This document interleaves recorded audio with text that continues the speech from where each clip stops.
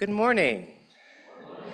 Before we begin, if it's not too much trouble, could we have people come closer? There's tons of room up here in the front. I promise we are not going to call on you if you sit in front.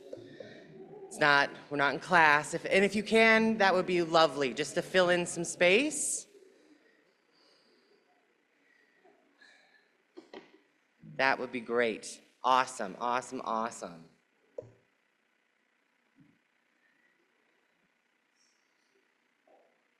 Thank you, thank you, thank you. I think we can pretend that we like each other, right? Right? Yeah. Wonderful. It is so lovely to have all of this energy in this space. Good morning again. Welcome to Northwest Unitarian Church, where we are gathering both virtually and in person as a connected community of 3 congregations.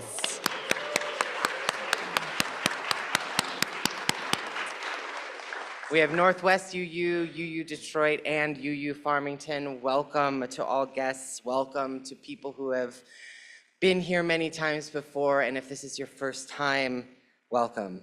My name's Eli Kranz. I am your worship leader today. My pronouns are he, him. I'm also joined up here this morning by Reverend Karen Madrone, and our musicians today, Todd Ballou, Diana Munch, and I don't know if you notice over here, we have our combined choir.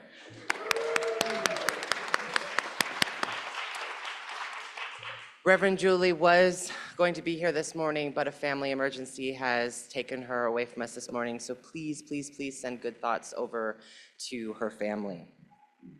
If you're a visitor and you would like us to stay in touch with you, we do have visitor forms. Indicate what church you're with so we know and we can send you the right information, or if you're like, I would like information for all, let us know. And also, if you're online today, you can sign a form appearing in the chat box. Let's take a moment to look at each other and greet our neighbors this morning, wave, and our cameras for the online folks are right there and over there.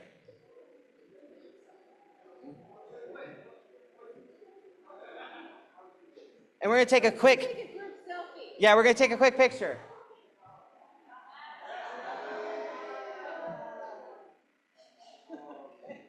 Lovely, lovely, lovely, lovely. Okay, y'all, with 3 of us here, we have a lot of announcements, so just lock in a moment and we'll get through this. You can find more information about our churches and their events in our respective newsletters and on our websites, of course. So we're gonna go through the highlights. December's will have lots of opportunities for joint worship, starting with a service in 3 weeks on the 15th, hosted by UU Detroit. Keep an eye or ear out for more information about the location. For those of you who don't know, boilers are just going out all over the place. So we will make sure to let people know where that gathering is as soon as we know. UU Farmington is hosting a Thanksgiving potluck this Thursday, November 28th at 4 p.m. in Adams Hall. Ham and turkey will be provided, and you are invited to bring other dishes to share. At Northwest UU, Reverend Julie and Reverend Teresa will be holding a listening circle this Saturday, November 30th at 2 p.m. about joys and sorrows in our worship services. We've been talking about it for a while. We finally got it scheduled. Hooray! UU Farmington's Save the World group invites you to a conversation about the press next Sunday, December 1st at 7 p.m. in Adams Hall. Being well informed by reality-based sources is going to be more important than ever now, so let's discuss strategies and share resources. All of our churches have a few service projects that you can participate in. Farmington is collecting non-perishable food and hygiene products for the Little Free Pantry, along with socks and blankets. Clean and dry, whether they're new or used, please. And all of us are collecting boots for Freedom House as well. For more information on Farmington's projects, please contact Marie Lowry. For the boot drive through Northwest or UU Detroit, contact Eva. UU Detroit will be participating in Noel Night this year, Saturday, December 7th. Noel Night is a community open house for the winter holidays in the neighborhood around UU Detroit.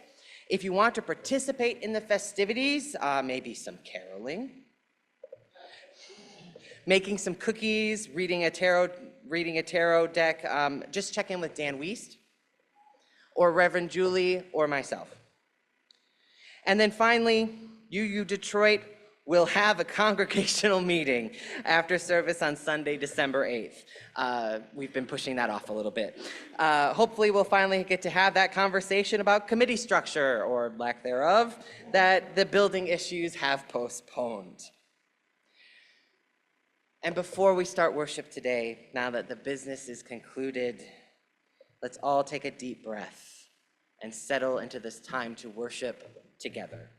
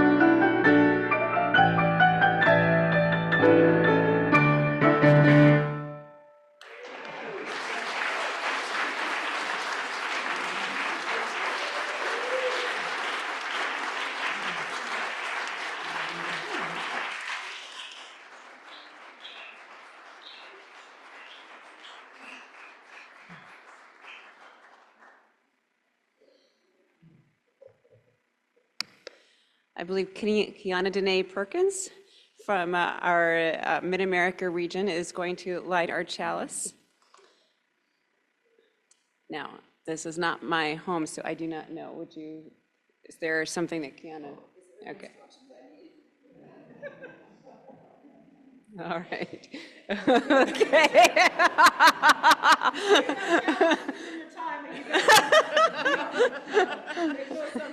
I am merely a visitor. The flaming chalice is a symbol of our faith. We light it knowing this morning that many other Unitarian Universalist congregations across this land and around the world are doing the same. We light our chalice with words from Northwest UU's mission statement. Please repeat after me. We light this flame, to grow in spirit, knowledge and action. Accept and challenge one another, to support each other in times of joy and need.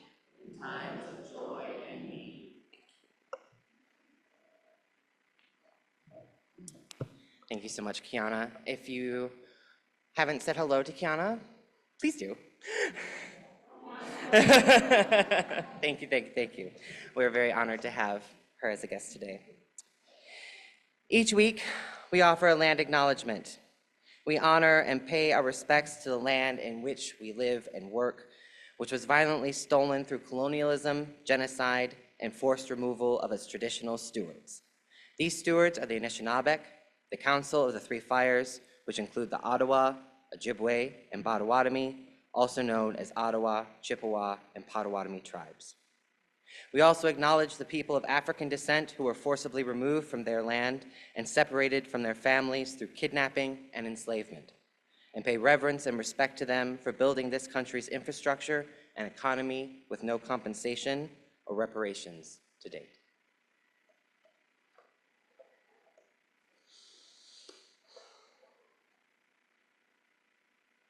I would like to invite you to lift your voice in whatever way is comfortable and join us in singing hymn 1010 in the Teal hymnal, We Give Thanks.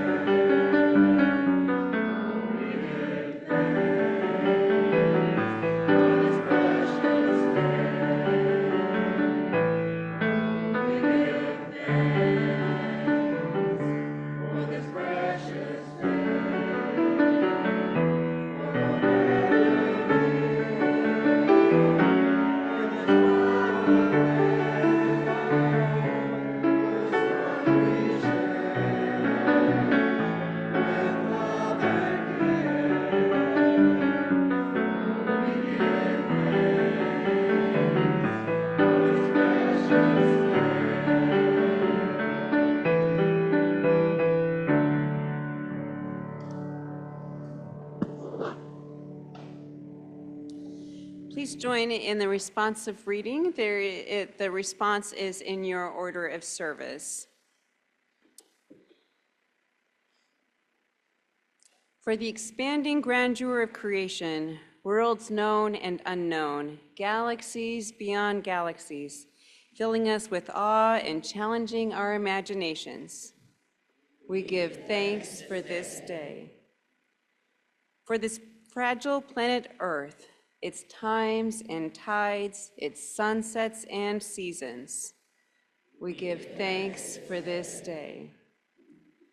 For the joy of human life its wonders and surprises, its hopes and achievements.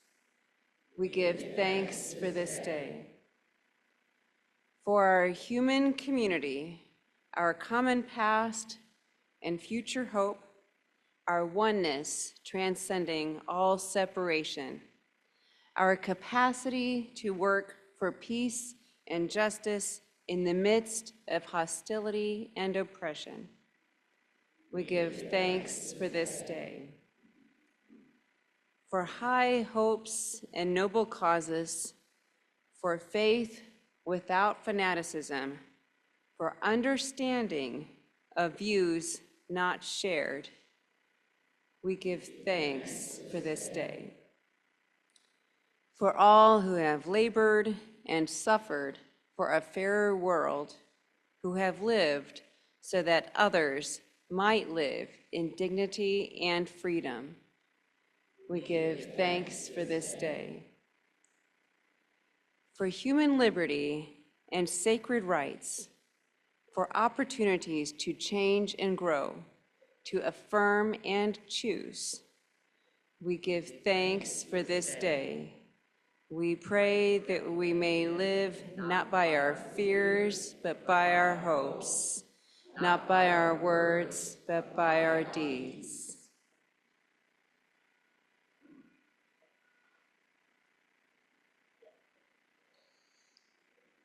Each week, Northwest UU shares its plate contribution with a community partner. This month, that partner is the Southfield Emergency Needs Fund.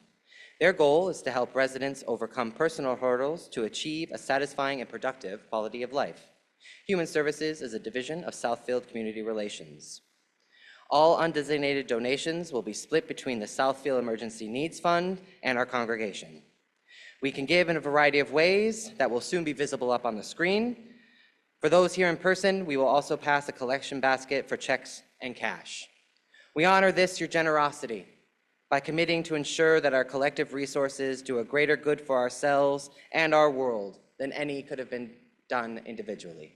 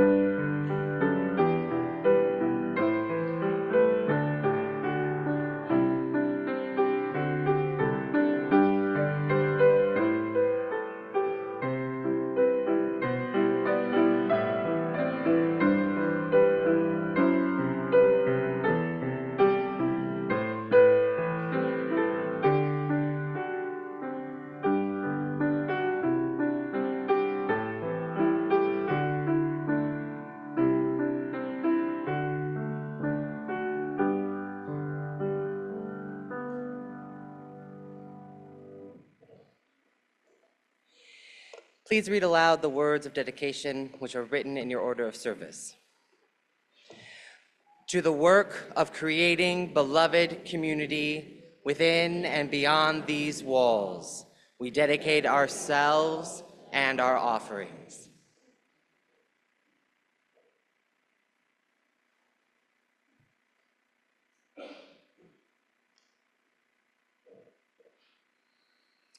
Hello, I'm Dave Young, a member of Northwest's Pastoral Care Committee.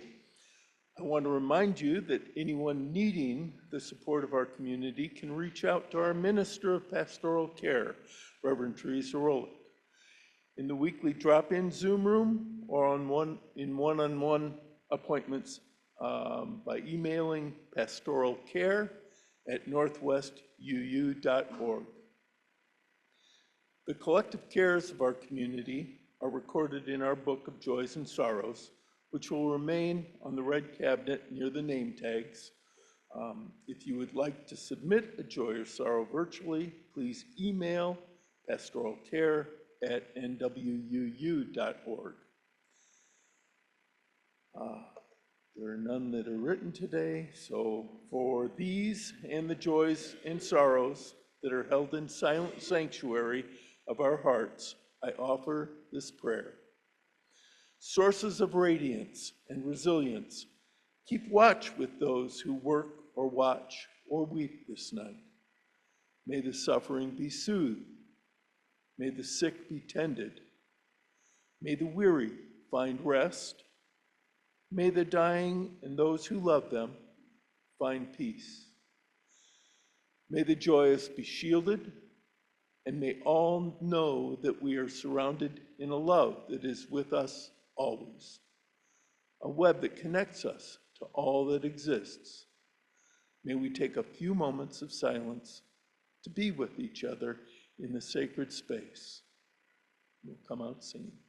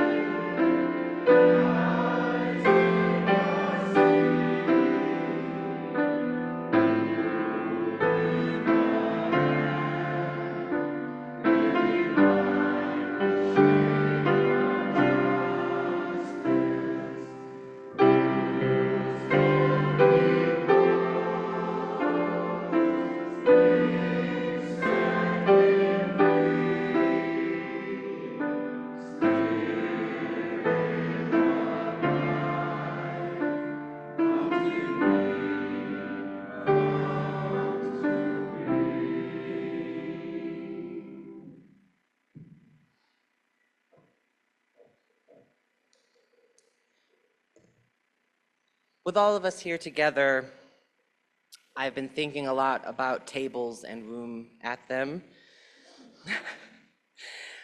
As we prepared for this day, we were worried about logistics and fitting everyone in, and we're just like, well, we'll just keep adding chairs until we can't anymore. And that's basically what we did.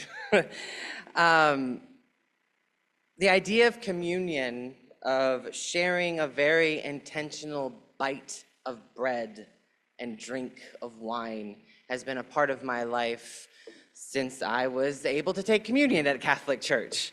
But that communion, as I grew my life and my theology, that communion became every table. that I was at. Every piece of bread, every drink of wine, which has been few, I'm not a big fan. But it has been present in my life and in my work, and I've always felt the most connected to people over food, and that's not just because I like eating. There's something very special about making a plate for somebody, about making sure they're full, about making sure that they're nourished. And I think it's a deeply Midwest thing that if there's a birth, a meal. There's a death, a meal. If I don't even know what to say to you in this moment, so I'm going to feed you. What a beautiful thing for humans to do, to take something that we need to do to live and making it meaningful, giving it meaning, giving it weight, giving it spirit. There's something to be said about making sure that our community is fed not just with food, but with the Spirit. So as we move into our time of reflection and ritual, I want you to think about, how do you need to be fed? What do you need? What can you give to feed others? And before we move into our ritual, I would love to have you join me in singing in whatever way is comfortable, number 349 in the gray hymnal, "We Gather Together."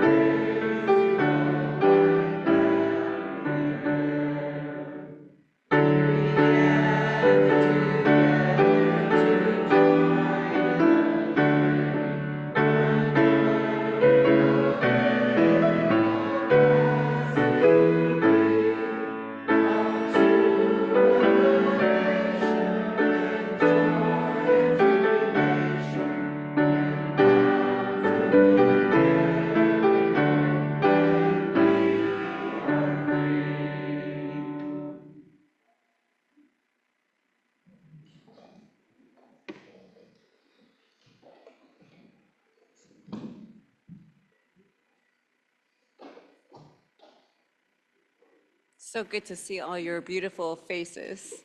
Yeah, and it's so interesting for me to see the choir on this side. I'm used to seeing them in front of me, so good to see you over there.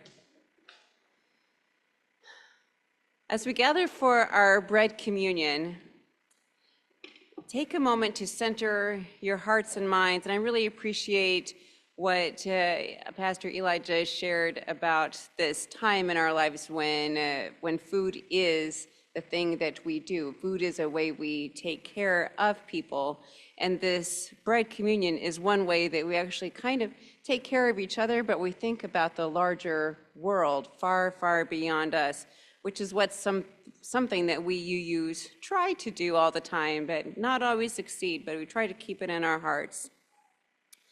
In this time of harvest, as we approach our national holiday of Thanksgiving a few days from now, which is, as we know, a very complicated holiday, and many people refer to it as more of a Thanksgiving. It can be a sadness that we acknowledge our own historical roots in how we have interacted with the land and the people, especially acknowledged earlier in the land acknowledgement. So we acknowledge that. And it is also fitting and important for all of us who do live in this most fortunate nation, even when it doesn't always feel that way, to call ourselves to deeper understanding and deeper awareness of the plight of world hunger, including the hunger on our own streets, not very far from us right here in this room. We must remember that hunger is not a distant problem. Where you were asked today to bring in food that our youth today are divvying up and sorting to be able to share. And that reminds us that there is so much people here right now that hopefully will be able to benefit from that as well. We acknowledge that we are in support of our neighbors, and some of us may also be in need as well. We don't make assumptions, but we extend hands to each other. So I have some disheartening statistics to share because, sometimes I try to combine both head and heart. And so some of the head numbers are hard to take in, but it's important to be aware of this. According to United States Census from 2022, the last time this was counted, 8.2% of people living in Oakland County are experiencing poverty. 21.2% in Wayne County are living below the poverty line. Those are really hard numbers to take in. And we know that this was 2022. That was the last time that the numbers were taken for them to be able to report out to us. So I can only imagine that the numbers are higher. And food insecurity doesn't necessarily mean abject hunger, but it does mean that people will make trade-offs about whether to skip a meal or go a day or more without a meal. When people studying hunger and food insecurity, they ask about how long did you have to go without a meal? When was the last time you had to go a day or more without eating? And so that's how these numbers are collected. So last year, when the U Church of Farmington had this service, I shared that about 109,400 people in Oakland County were food insecure. That's about 8.6% of the population, and that was according to a 2021 report by Feeding America, a national hunger relief network of food banks. This year, Feeding America reports 2022 numbers showing that 140,222 people in Oakland County were food insecure, and the 2022 rate was 11%. The same report states that Wayne County in 2022, there were 274,230 people were food insecure, and the food insecurity rate, meaning people who had to skip a meal or go a day or two between eating, was 15.4% of the population. I'm clearly concerned about the current rate of food insecurity. It is disheartening to consider for sure, because we are all aware that the numbers have definitely not gotten better. This is a lot of information and a lot of pain to hear and take in, because we only imagine our neighbors, people around us, maybe not the next door neighbor, maybe a street over, maybe a few streets over.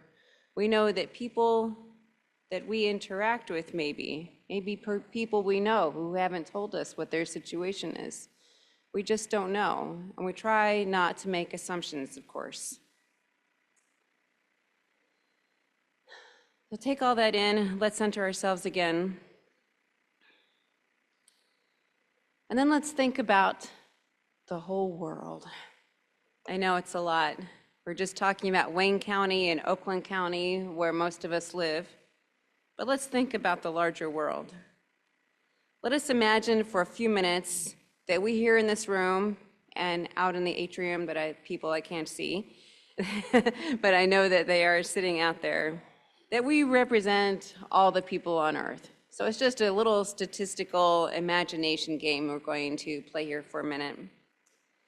This means that each of us is standing in for millions of people, adults and children all over the world.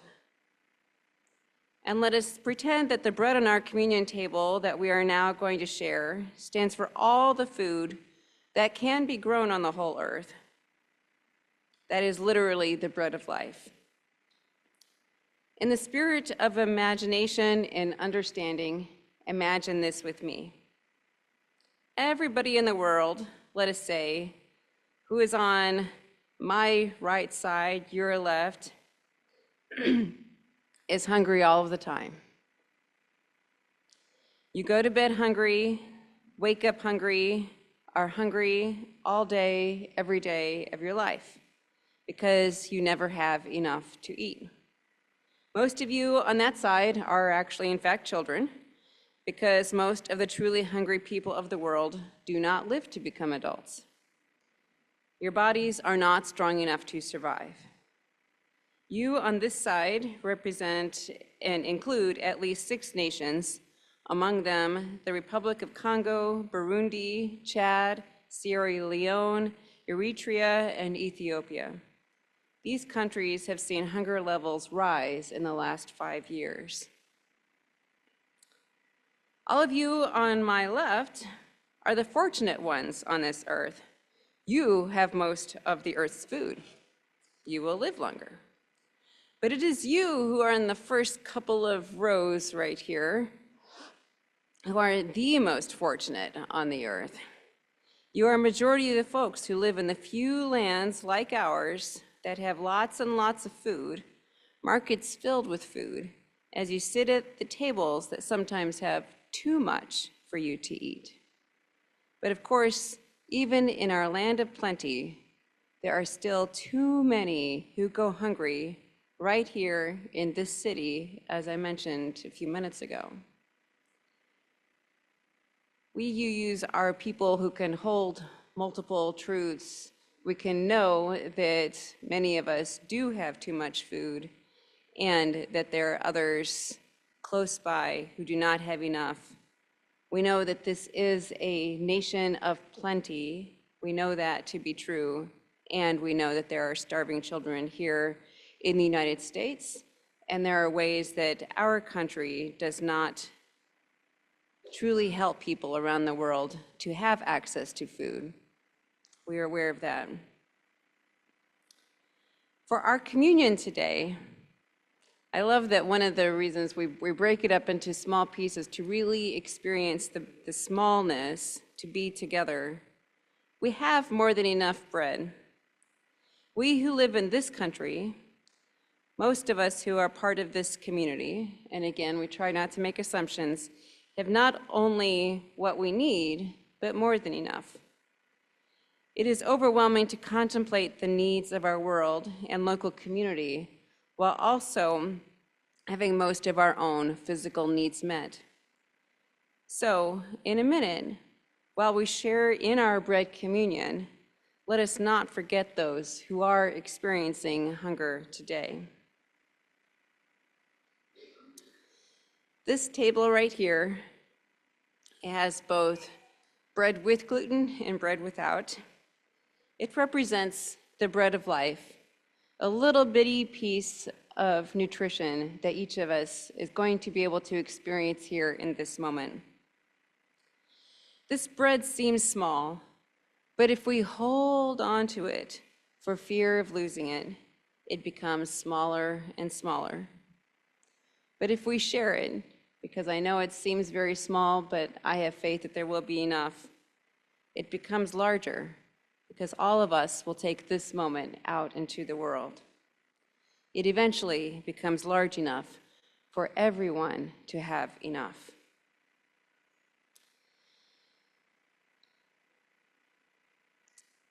Our usher, that she is going to invite people to come up in a minute, and then she is going to direct from the atrium forward. And then she will direct people from the very back coming up.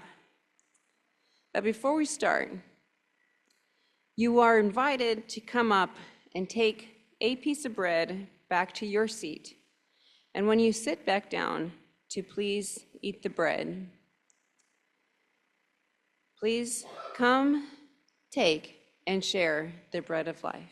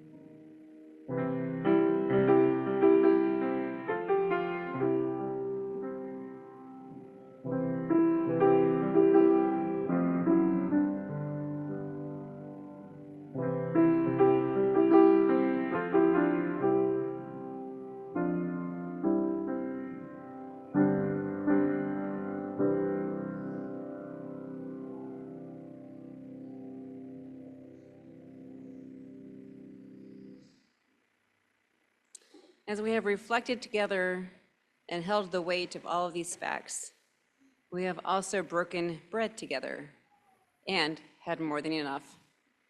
An ancient act of coming together in community, a brand new one we are working on creating together.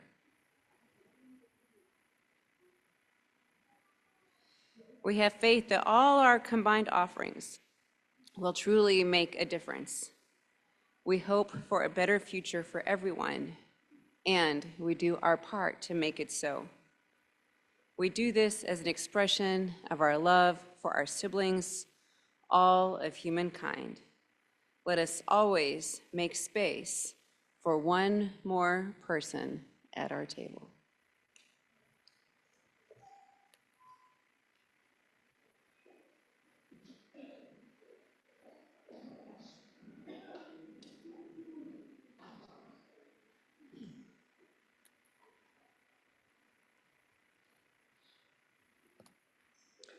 I happen to know that we're running a little ahead, so I have time to pause for a moment. I'm going to say that I'm thankful for this. Look, Julie was the last one here. She's number 20 today. Thank you, Julie, and thank you, everybody else.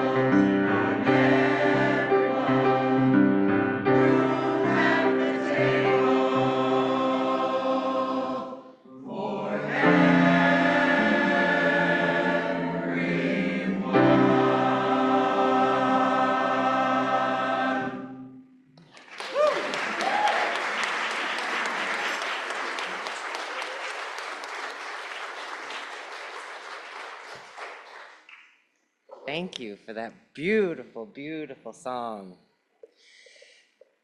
We've come to the end of our time of worship together, but not the end of our time here together today. So we will now extinguish our chalice. Please repeat after me. We extinguish this flame, but not the light of hope. The warmth of community, or the fire of commitment. These we carry in our hearts until we are together again.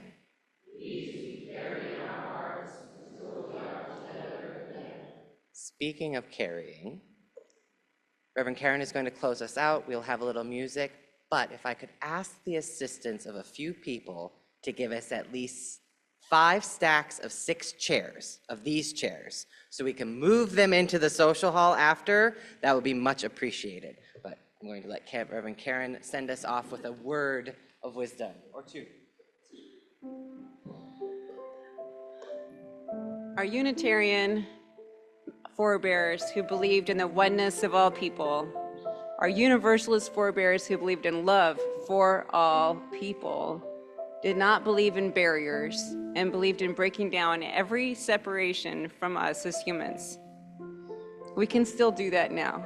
There is still room at the table for every single person across our differences, across our maybe misunderstandings. I had no idea how the chalice was going to be lit this morning. We're still going to find out. We're still going to grow and learn together. Together, there's always room at the table for more, including all of you and the people we have not yet imagined who are going to come join all 3 of our communities. May it ever be so. Amen.